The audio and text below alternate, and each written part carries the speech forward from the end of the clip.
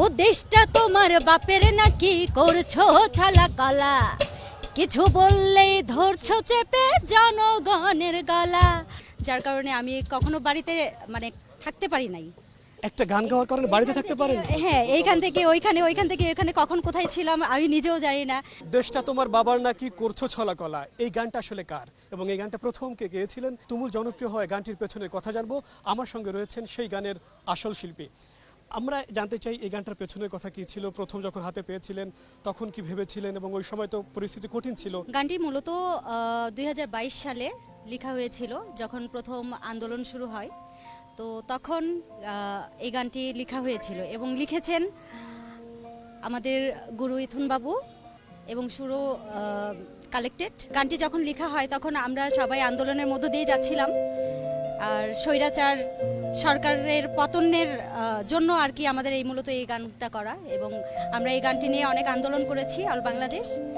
তো সেই সূত্র ধরেই আর কি গানটা করা। আর সাহসিকতার কথা যদি বলে থাকেন তাহলে সেক্ষেত্রে আমি অবশ্যই বলবো যে এর পেছনে আমাদের গুরু ইথুন বাবু এবং আমাদের পারিপার্শ্বিক সব বড় ভাইয়েরা ছিলেন। সবার সাহসেই আমি সাহস করেছি গানটি গাইবার, এবং আমরা সবাই সার্থক। আপনার গ্রামের বাড়ি কোথায়? আপনার পুরো নাম, গ্রামের বাড়ি একটু জানতে চাই। আমার গ্রামের বাড়ি নওগাঁ জেলা। আমার পুরো নাম নাজনীন আক্তার মৌসুমী, আর নওগাঁতেই আমার সব কিছু। আমি ঢাকাতে এসেছি বেশ কিছু বছর হলো। দেন এখানেই আমার গুরু ইথুন বাবু সঙ্গে আমার পরিচয়। ওই গানটা গাওয়ার পরে কি আপনি কোনো ধরনের সামাজিকভাবে বা রাজনৈতিকভাবে কোনো চাপের মুখে পড়েছিলেন? অবশ্যই। এখন এরকম একটা গান গাওয়ার পর যে কোনো চাপের মুখে পড়বো না, এটা কখনো হইতেই পারে না। যেহেতু ওই সময়টাই স্বৈরাচার সরকারের আন্ডারে সব কিছু ছিল, তো সেক্ষেত্রে অনেক মানে হুমকি হামলার মধ্যে আমি পড়েছিলাম। তো সব কিছু মিলিয়েই যে আমাকে একটা পাখির ছানার মতো এখানে যতটা আগলে রাখার আমার গুরু ইথুন বাবু করেছেন, এবং আমাদের পারিপার্শ্বিক যত বড় ভাইয়েরা আছেন সবাই আমাকে সহযোগিতা করেছেন। আমি তাদের প্রতি অনেক কৃতজ্ঞ।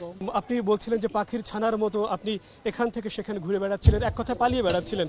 ওই সময় আরও কি কি হয়েছিল?